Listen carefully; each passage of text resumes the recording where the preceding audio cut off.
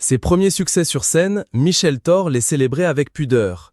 La chanteuse commence sa carrière dans les années 60. Elle chante « Dans mes bras, oublie ta peine » en 1964. La même année, c'est la consécration. Elle monte sur la scène de l'Olympia. Elle assure la première partie du concert de Claude François. Pour ce concert, Michel Thor ne voudra pas la présence des siens dans la salle de spectacle parisienne. La star, aujourd'hui âgée de 75 ans, revient sur sa carrière et sa vie intime en interview. Lorsque j'ai fait l'Olympia, comme je n'aime pas que ma famille soit dans la salle, je ne voulais pas qu'elle sa mère vienne.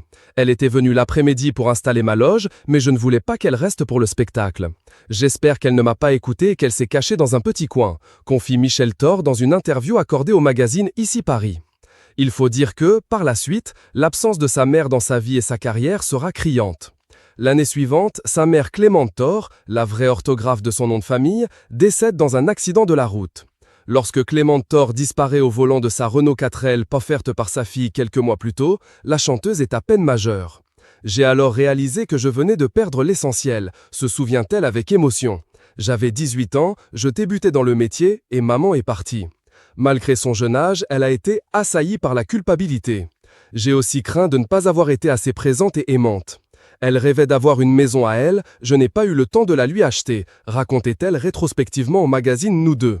Une publication partagée par Michel Thor, @micheletor_officiel. Michel Thor, brève amante du défunt chanteur Christophe, père de son fils Romain, avait fait de tendres confessions au sujet de sa mère adorée dans Vie privée, vie publique en 2010.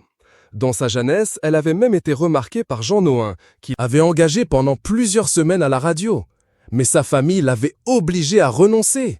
Et elle était devenue l'épouse de mon père, la femme d'un modeste facteur de campagne. Un destin qui aurait pu être celui de Michel Thor. Sans elle, moi aussi je serais peut-être restée ouvrière dans la même fabrique de balais où j'avais commencé à travailler à 15 ans. À sa mère, Michel Thor dédiera une chanson, « As-tu quelquefois pensé ?» dans laquelle elle chante « Dis-moi ma mère, as-tu quelquefois pensé à tes 18 ans et ne t'es-tu pas trompé ?»